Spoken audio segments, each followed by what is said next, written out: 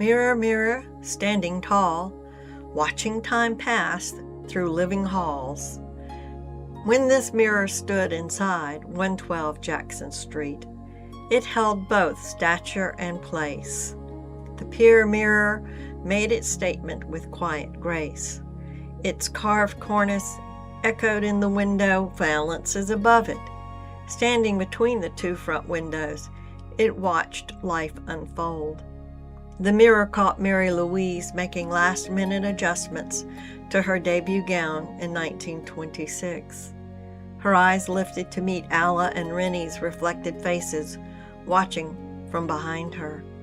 For nearly a century, crowds gathered 1 block north along Government Street, where the Mardi Gras parades first passed. Doubloons, beads, and candy flew through the air, and children scrambled to catch them.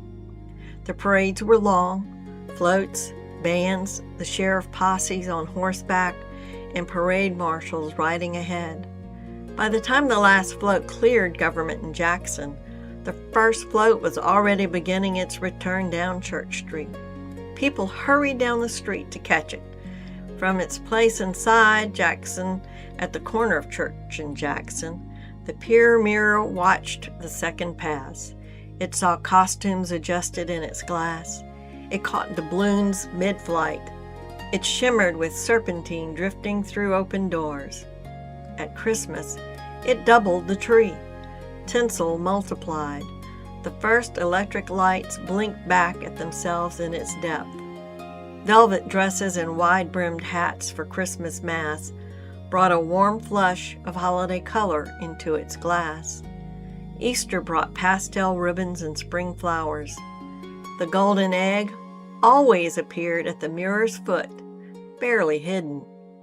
New baby faces were lifted high and proud, welcomed by their reflected smiles. More than 4 generations saw themselves in this looking glass. A sister lost. She left her child here to rear, and every child thereafter used this mirror to measure their growth. Mary Louise brought her child to grow and run free, and to see herself looking back as history slowly placed her in the frame. In the parlor, there were parties galore, but one special party brought more than friends together. Rolf had been living there with his grandaunts, Alla and Rennie, while attending UMS, University Military School, in Mobile. During the school year, he and his sister Mary Elizabeth stayed in the house on Jackson Street while their parents followed their father's lumber business. After Rolf finished high school, he enlisted in the Army, and before he was sent to the front lines of World War II, he made a trip to Mobile in 1944. At the same time, Mary Louise's daughter, Celia, was beginning high school and was being rushed for the DBS sorority, where one of her big sisters was Jean. During Rolf's visit, the aunts hosted a costume party for Celia, her sorority sisters, and their plus ones. At the house on Jackson Street, the Pier mirror was polished bright, and decorations were strung from the carved cornice to the center chandelier and all across the house. Jean was invited by Celia, and Celia hoped to impress Jean, who had recently become a big sister alumna of DBS. Kay, Celia's cousin, lived across the street from Jean and had told Celia everything she knew about her.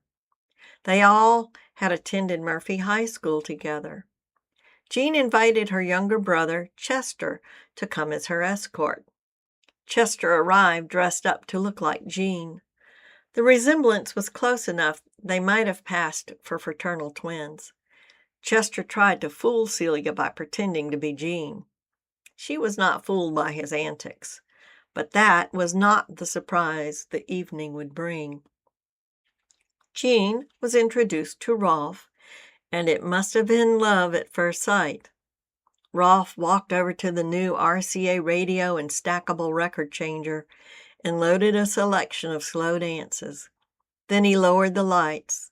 The velvety orchestra opened, setting a dreamy mood as a lovely way to spend an evening was sung by Frank Sinatra. Gene turned and looked at Rolf. He held out his hand.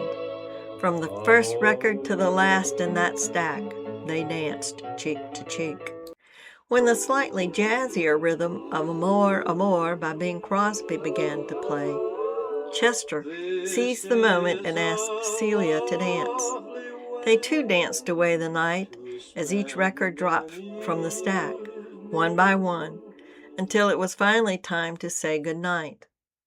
Rolf knew his leave from the Department of Army would be short.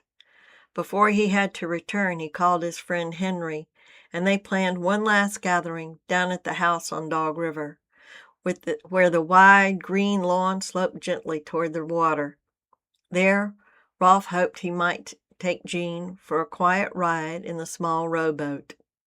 Jean promised to write to him while he was away fighting. She had plans to attend LSU and pray for his safe return.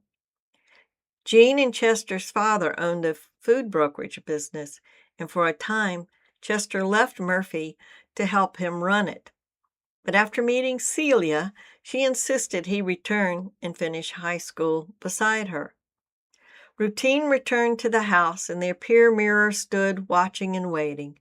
Every Sunday, Mary Louise, Leo, and Celia came for lunch.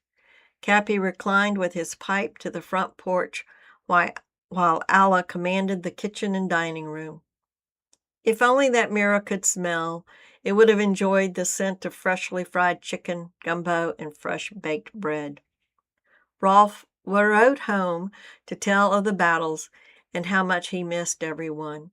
His last raging battle before being discharged was the Battle of the Bulge, and he was sent home in May of 1945.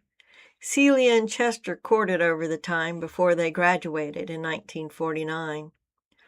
Rolf wrote to Jean about his first Christmas home after the war and the loss of his father. He planned to return to Mobile. He hoped she would marry him. It was their dream, and in September of 1947, they were married. Celia and Chester were attendants in the wedding, and Chester asked if she would marry him. As much as their parents wanted them to wait, they eloped to Hurley, Mississippi in September of 1950. Jean and Rolf moved north to Pennsylvania and lived there for a while. Celia and Chester remained in Mobile. The mirror got to watch their children hunt Easter eggs, open Christmas presents, catch Mardi Gras beads, and Al and her sister Rennie grew to where cooking and climbing the stairs were too much of a struggle. The home was sold. The aunts moved in with Mary Louise and Leo. The Pier mirror stood nearly 14 feet tall, built for houses with ceilings higher than most homes would ever see again. The houses that came later had smaller rooms and lower ceilings. Furniture like this was quietly put out to pasture or tucked away where it no longer fit the world. But Mary Louise believed this marriage carried too much and too many loving memories to be hidden away.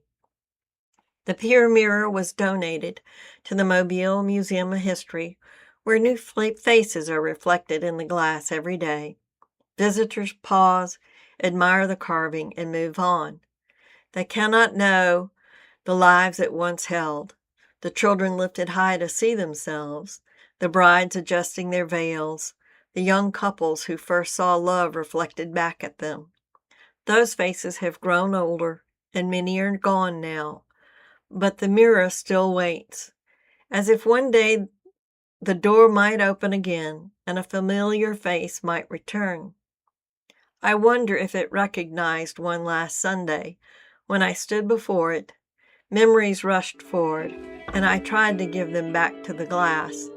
I touched its frame in 2026, 60 years after its last parade.